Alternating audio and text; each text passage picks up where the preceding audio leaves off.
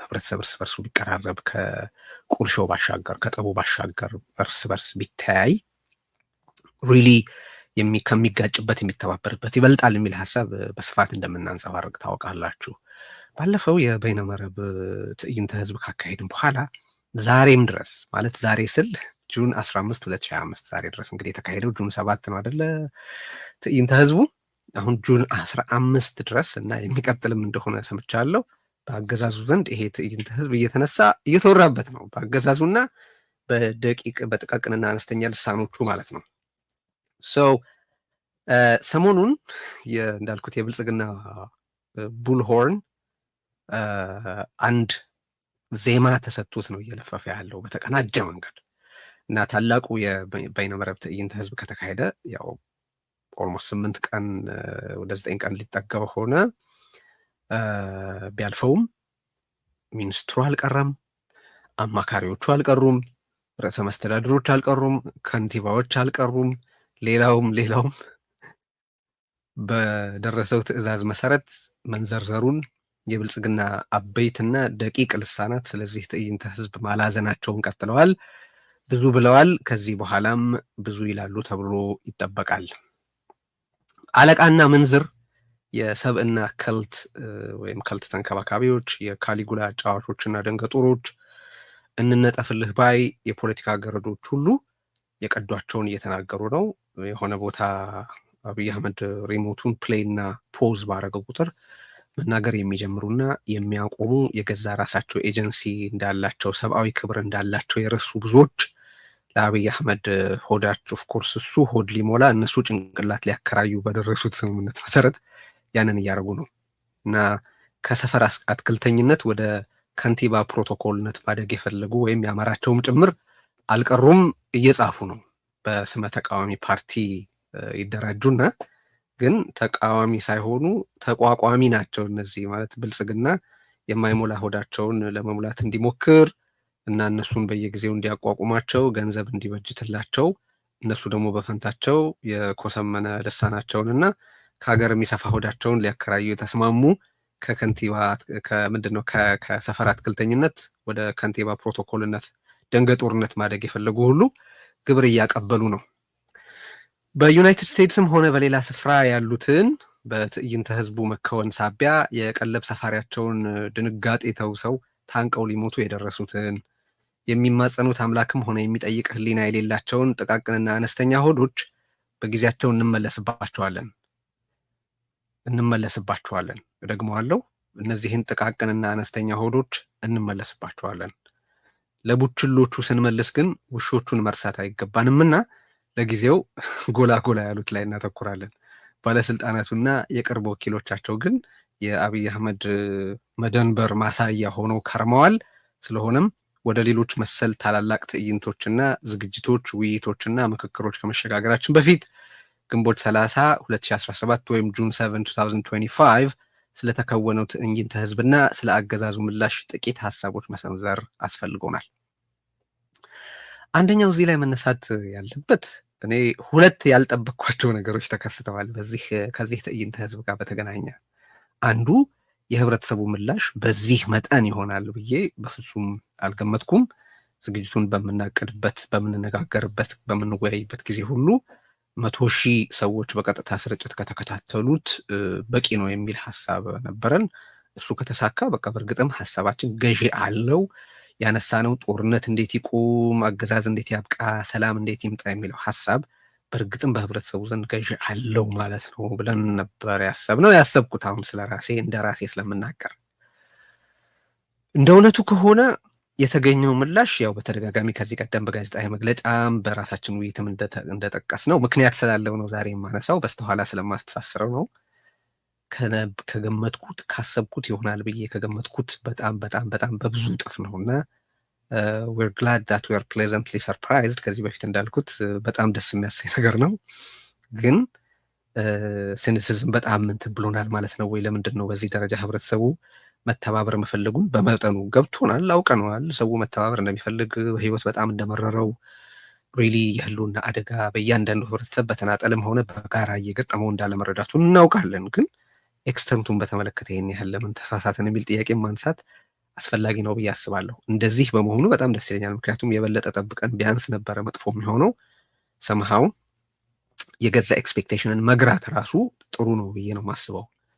ግን ሪያሊቲውን አሰስ በማድረግ ረገድ ፖዚቲቭሊም ቢሆን እንትን ማለት ከጠበቅነው በላይ መሆኑ እንደተጠበቀው ሆኖ ግን በዚህ ደረጃ ያለ ልዩነትም መኖር የለበትም የሚል ሀሳብ አለኝ። አንዱ ያልገመትኩት እኔ የህብረተሰቡ ምላሽ በዚህ ደረጃ ይሆናል የሚለው ነው። ሁለተኛውና አሁንም በተወሰነ ደረጃ ብንጠብቀውም በዚህ ደረጃ ይሆናል ብዬ ያልገመትኩት ነገር ግን የአገዛዙ በዚህ ደረጃ መታመም ነው።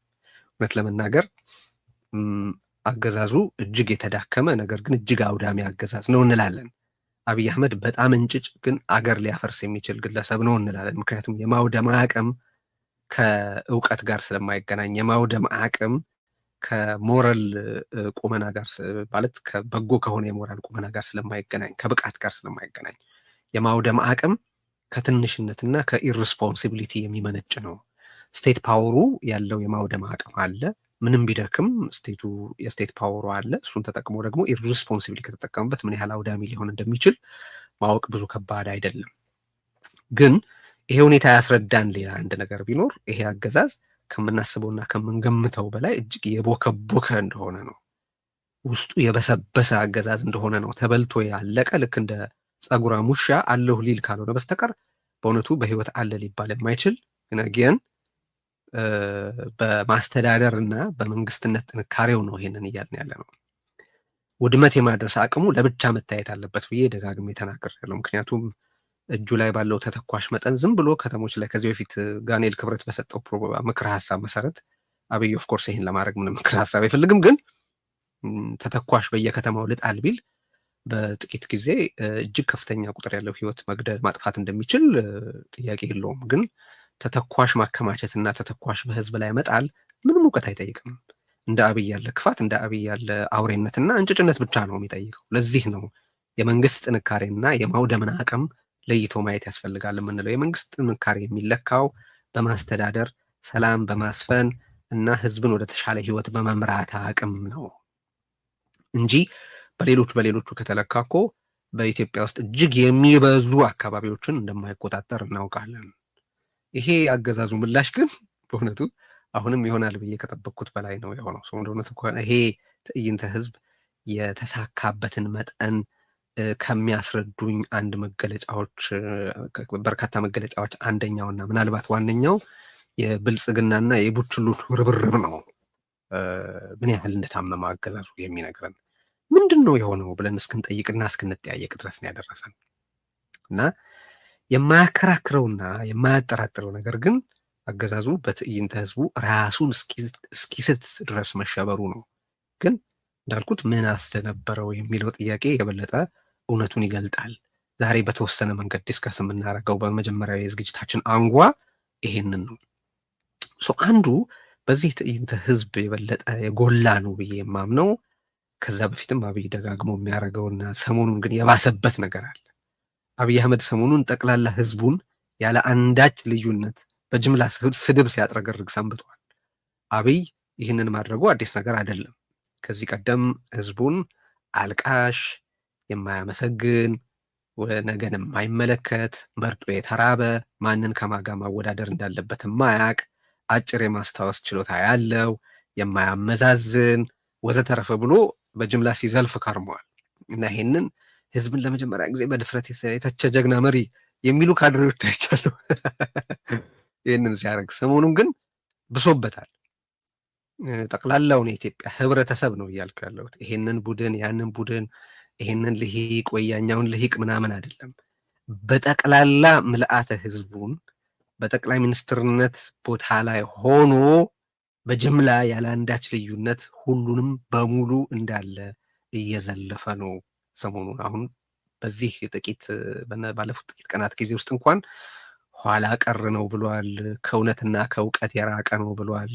አይኑን ያልገለጠ ነው፣ ልቦናውን ያልከፈተ ነው፣ ለውጥ የማያገናዘብ ነው፣ የማያመሰግን ነው፣ ጨለምተኛ ነው ወዘተረፈ ብሎ ህዝብ እየተሳደበ ነው። እንግዲህ እዚህ ላይ በሚያጥወለውል የዕለት ተዕለት ፕሮፓጋንዳው ምርጫ ካሄጄ ነው ስልጣን የያዝኩት እያለ ህዝብ ሲያደናቁር የሚውል አንድ መሪ ነኝ ባይ እንጭጭ አጋጣሚ ባገኘ ቁጥር በጅምላ እና ያለ አንዳች ኳሊፋየር ሊያስተዳድረው የሚገባውን ህዝብ ሲዘልፍ የሚውልበት ምክንያት ምንድን ነው ብሎ መጠየቅ ይገባል። አንድ አካዳሚክ ውስጥ በአካዳሚክ ስራ ውስጥ ያለ ምሁር ህብረተሰብን በተመለከተ ያለውን መረዳት ቢጽፍ ከስልጣን ውጭ ሆኖ ከፖለቲካ ፍላጎት ወይም ፖለቲካ ስል ከፖለቲካ ስልጣን ፍላጎት ውጭ ሆኖ የሰጠው አስተያየት ነው ሊባል ይችላል። አንድ ዜጋ በኑሮ ባጋጠመው ነገር ተነስቶ ይሄንን ቢል የህይወት ትዝብቱና አስተውሎቱ ነው ወይ የህመሙ የብስጭቱ መገለጫ ነው ሊባል ይችላል። አንድ ሚዲያ ላይ ያለ ሰው ህብረተሰብን በተመለከተ ይሄንን ወይም ያንን ትዝብት ቢገልጥ በህብረተሰብ ላይ ቫይለንስ ከቀሰቀሰ ይጠየቅበታል። በህብረተሰብ ላይ ደግሞ ያልተገባ ፍረጃ ካስቀመጠም እንደዚሁ በተከታታዮቹ ይጠየቅበታል። የሚስማሙ ካሉ ይደግፉታል፣ የማይስማሙ ካሉ ይወቅሱታል። ህዝብ እንዲያስተዳድር የሚገባው አንድ ሰው ያውም በምርጫ ነው ስልጣን ያዝኩት እያለ ሁልጊዜ ህዝብ ሲያደነቁር የሚውል አንድ በጠቅላይ ሚኒስትርነት ቦታ ላይ ነኝ የሚል ሰው ግን ሊያስተዳድራቸው የሚገባውን ህብረተሰብ ደንቆሮ ነው፣ የማያገናዝብ ነው፣ ከእውነትና ከእውቀት የራቀ ነው፣ የማያመዛዝን ነው፣ ጨለምተኛ ነው ወዘተረፈ ሲል ትርጉሙ ምንድን ነው? በቃ ከዚህ ቀደም ደጋግመን እንዳልነው እንደነበሩት እንደ ጨካኝ ታይረንትስ የሮማ ነገስታት ይሄ ህዝብ አንድ አንገት በኖረውና በቀላሁት ነው እያለ ያለው። ክብር የማይሰጠውን ህብረተሰብ ነው የሚያስተዳድረው ማለት ነው። ክብር ይገባዋል ብሎ የማያስበውን ህብረተሰብ ነው እያስተዳደረ ያለው ማለት ነው። ራሱን በእረኝነት ሰይሞ የተቀረውን ህብረተሰብ እንደ ከብት እንደሚያግድ ነው የሚቆጥረው ማለት ነው። ይህን ማሰብ ያስፈልጋል። በመጀመሪያ እርሱ ህዝብን እንዳሻው የሚዘልፈው በሀገሩ ባሰፈነው ነፃነት ተጠቅሞ ወይም አስከብሮ ባስከበረው የመናገር ነፃነት ተገልግሎ አይደለም። ይህን ማወቅ ይገባል። እርሱ የሚሊዮኖችን ህይወት የፈጀ አረመኔ ቢሆንም እርሱ ባሰፈነው አገዛዝ ግን ይህንን ተናግሮ በጤና ማደር አይታሰብም። አንድ ሰው ፌስቡክ ላይ ስላለበት የደሞዝ ችግር ወይ ስለ ፖለቲካ መብት ጥያቄ ወይ ስለ አንድ የሆነ ችግር ቢጽፍና ድራሻው ቢታወቅ በሰላም ሊያድር የማይችልበትን አገዛዝ ማስፈኑ ግልጽ ነው። ስለዚህ በአብይ አህመድ አገዛዝ ስር ቅሬታ አቅርቦ ጥያቄ አቅርቦ መብት ጠይቆ ሰብአዊ መብትና ክብር እንዲኖር በአደባባይ ተናግሮ በሰላም መሰንበት የሚቻል አይደለም። ይሄ የተረጋገጠ ሀቅ ነው። ዛሬ የምናነሳው በኋላ የምናነሳው አቶ ታዬ ደንደአን ጨምሮ በተለያየ ስፍራ እንደ ህብረተሰብም እንደ ግለሰብም አብይ አህመድን ተቃውመዋል የተባሉ ሰዎች ምን እንደደረሰባቸው የሚታወቅ ነው። ይህን ደግሞ እኔ የምለው አይደለም። የተቃወሙን ሰዎች እንዴት ቀብራቸው እንደተፈጸመ ታውቃላችሁ ብሎ በአደባባይ ሲናገር በተደጋጋሚ ተመልክታችሁታል። ስለሆነም እየተናገረ ያለው አብይ አህመድ እንዳገዛዝ ነው። ይህን ማሰብ ያስፈልጋል። እንዳገዛዝ ነው እየተናገረ ያለው።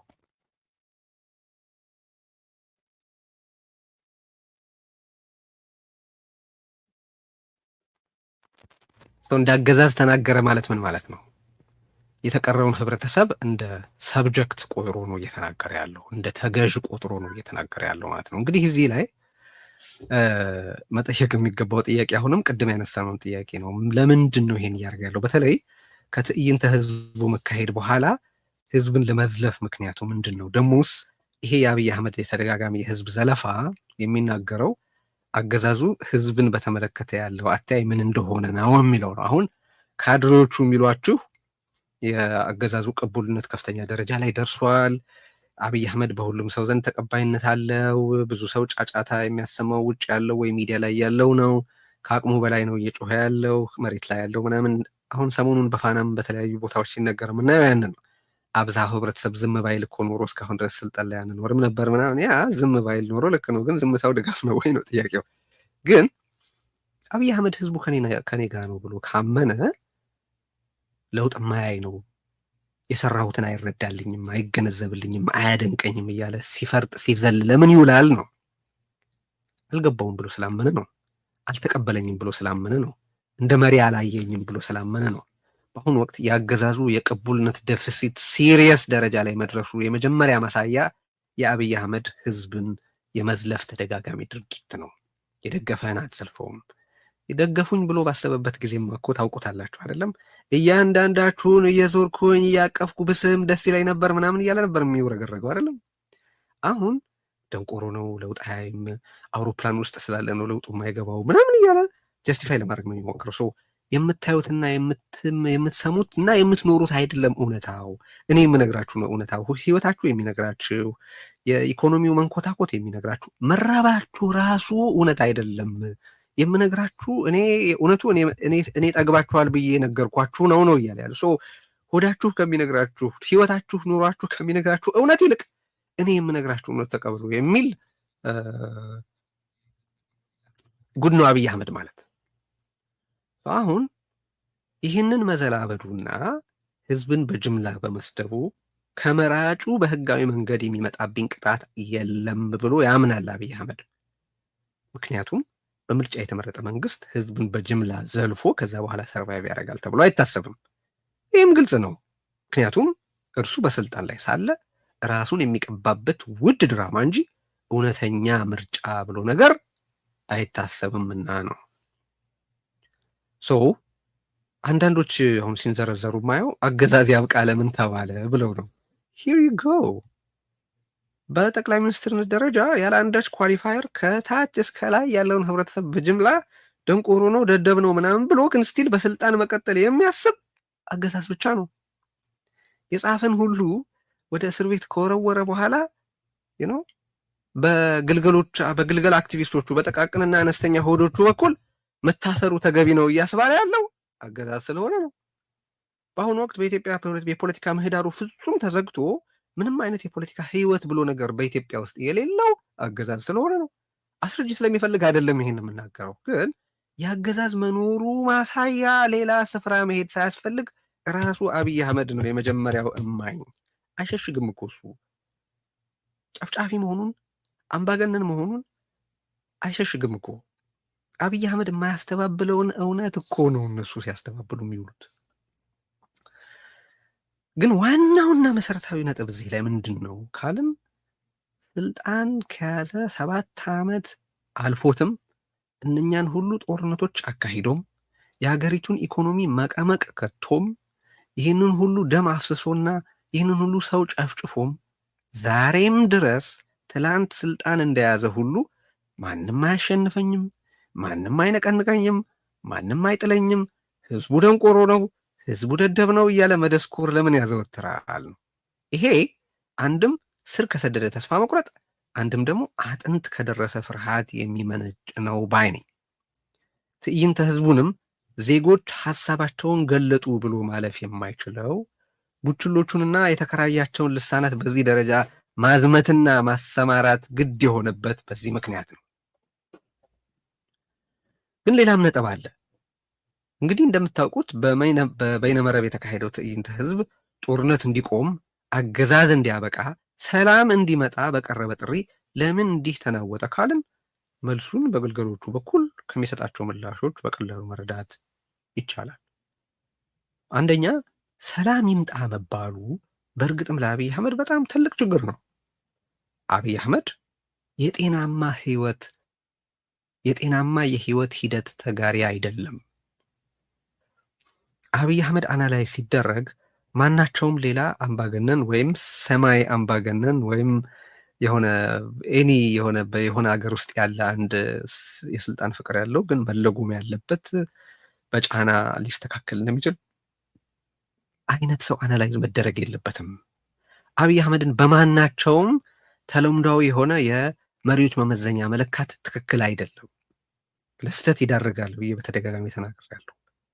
አብይ አህመድ የጤናማ የህይወት ሂደት ተጋሪ አይደለም። ምክንያቱም ጥይት የሚያስደስተውን ያክል የአምቡላንስ ድምፅ ይረብሸዋል። እኔ አይደለሁም ያልኩት ሲቹዌሽን ሩም ላይ ቁጭ ብሎ ራሱ ሲናገር እውነት ይሆን አይሆን ሌላ ነገር ነው። ግን ሰዎች ሲገደሉ ማየት የሚያስደስተውን ያክል ወርቀዲኖ ላይ አስከሬን እፈልጋለሁ እያለ በሬዲዮ ትዕዛዝ እያስተላለፍ ነበር። የትግራይን መሪዎች በጠቅላላ አግኝቻለሁ ብሎ በሰበር ዜና ሊናገር ሲፈልግ ማለት ነው።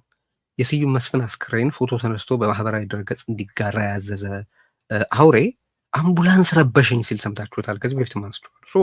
ከአብይ አህመድ ጥይት የሚያስደስተውን ያክል የሰው ህይወት የሚተርፍበት ወይም የተነሳ እሳት የሚቆምበት ወይም ወንጀል የተሰራ ወንጀል የሚጣራበት ወይም ወንጀል ከመፈጸሙ በፊት መከላከል የሚደረግበት ኦፕሬሽን የሚያሰማው ድምፅ ይረብሸዋል።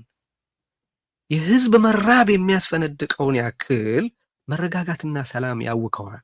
በአስገድዶ መድፈር የሚደሰተውን ያክል የዜጎች እፎይታ ይጨንቀዋል።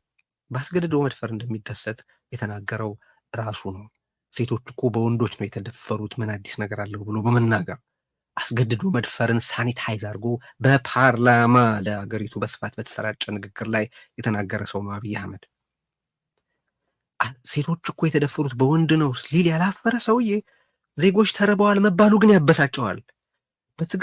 በትግራይ ክልል፣ በአማራ ክልል፣ በኦሮሚያ ክልል ሰዎች ተራቡ መባሉን ፖለቲካ አታድርጉት፣ ሰው ተራበ ብላችሁ አትናገሩ ብሎ የሚናገር ሰው ነው። በረሃብ የሚደሰተውን ያክል ረሃብ አለ በመባሉ ይበሳጫል። ቢካዝ ረሃብ አለ ከተባለ በጫና ለዜጎች የሚደርስ እርዳታ ሊኖር ነው፣ የሚተርፍ ህይወት ሊኖር ነው። በጥይት የሚደሰተውን ያክል በአምቡላንስ ይረበሻል። ቢካዝ አምቡላንስ ቀደም ሲል የጠቀስኳቸው በጎ ነገሮች ሊደረጉ የመሆኑ ምልክት ነውና ነው። ስለዚህ አብይ አህመድ የጤናማ ህይወት ሂደት ተጋሪ አይደለም። የጤናማ የህይወት ሂደት ተጋሪ ተደርጎ አናላይዝ መደረግ የለበትም። አንድ ምንም አይነት የሞራል ኮምፓስ፣ የሞራል ማማ፣ የሞራል ምናምን የሌለው በሰብአዊነት ረገድ ካየነው በረን የሆነ ምድረ በዳ የሆነ ግን ለከት የሌለው የደም ሱስ ያለበት ሰው ተደርጎ ነው መታየት ያለበት። በኋላ ስለማነሳው ነው ይህን ነጥብ አጽንኦት ሰጥቼ የምናገረው። ስለሆነም ጦርነት ይቁም መባሉ የሚያውቀውን ብቸኛ የማስተዳደር ዘዬ ይረብሽበታል ብቻ ሳይሆን አሁን እያካሄዳቸው ያሉትን ጦርነቶች በኦሮሚያና በአማራ ክልል መልሶ እንዲያገረሽ የተሰናዳባቸውን በትግራይ ያለውን ሁኔታ በተመለከተ ነው እና አዲስ ሊጀምር የሚፈልገውን ጦርነት በተመለከተ የፈጠራቸውን የጦርነት ተረኮች ያፈርስበታል። አንድ ሁለተኛ፣ ለአብይ አህመድ ጦርነት አቁም ማለት አንድ በጽኑ የሐሺሽ ሱስ የተያዘን ሰው ድንገት አቁም እንደማለት ያለ ነው። በባሩድና በደም ሱስ የተለከፈን ሰው በሐሺሽ ደረጃ ደምና ባሩድ የተጠናወተውን ሰው ድንገት አቁም ስትለው ምን አይነት ህመም ውስጥ ሊያልፍ እንደሚችል መረዳት ነው። እዛ ደረጃ ነው የደነበረው። በትዕይንተ ህዝቡ ሁላችሁም የተመለከታችሁት ማለት ጦርነት ይቁም፣ አገዛዝ ያብቃ፣ ሰላም ይምጣ። እያንዳንዳቸውን ነጥቦች በመቃወም ፕሩቭ አድርጓል።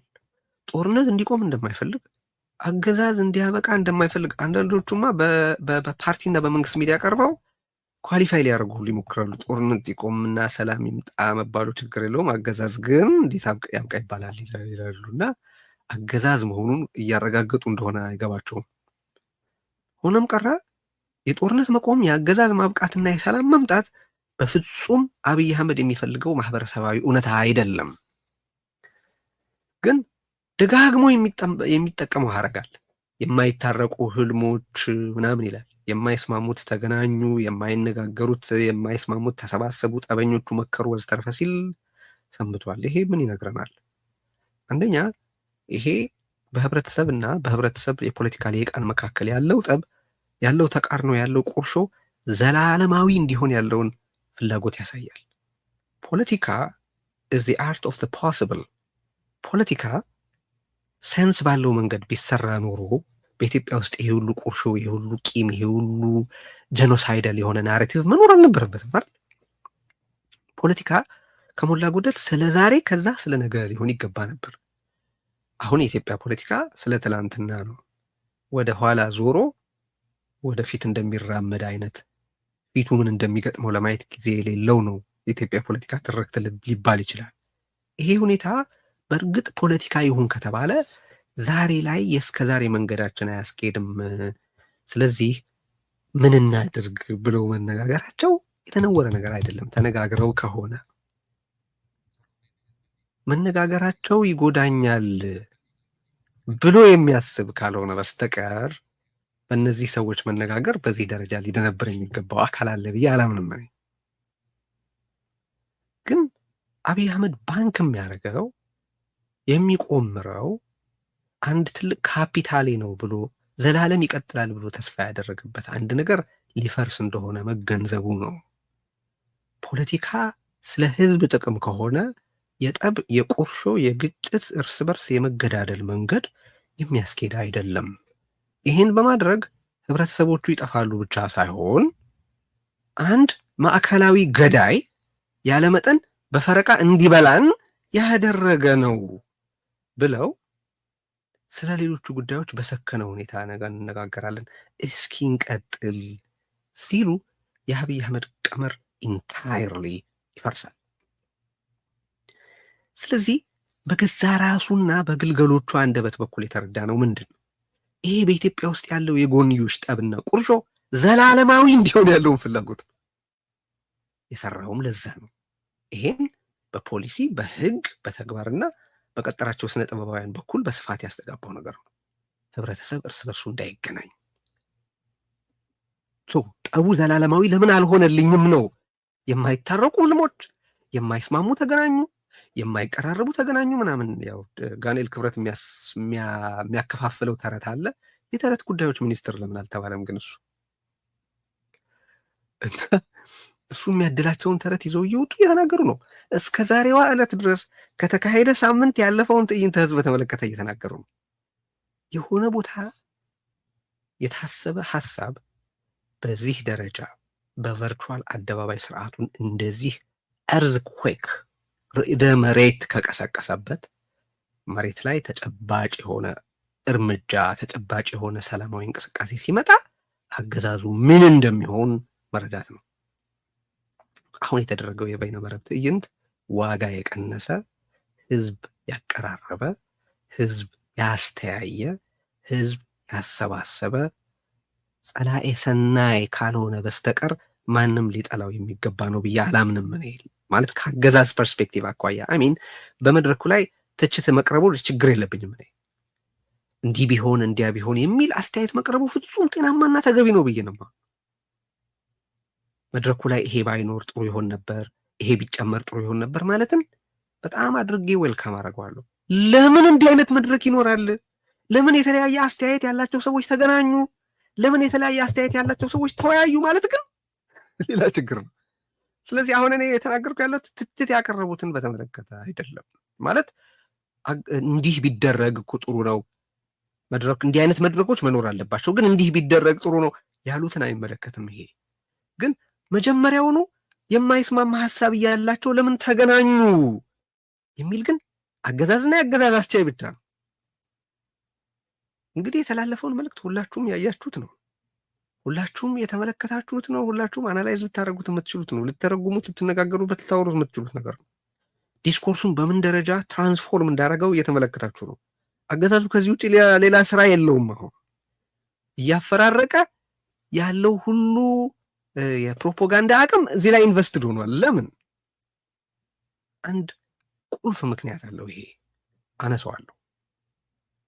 እንግዲህ በትዕይንተ ህዝቡ የተናገሩት ግለሰቦች መድረክ ተጋርተው በመቶ ሺዎች ኧረ እንዳውም በሚሊዮኖች ለተቆጠሩ ዜጎች ጦርነት እንዴት ሊቆም፣ አገዛዝ እንዴት ሊያበቃ፣ ሰላም እንዴት ሊመጣ እንደሚችል ያላቸውን ሀሳብና ምክር ሀሳብ አቀረቡ እንጂ በዚያ አደባባይ እርስ በርስ አልተወያዩም።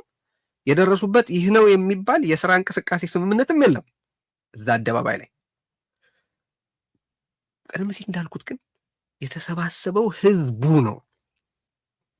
ከዛ በፊት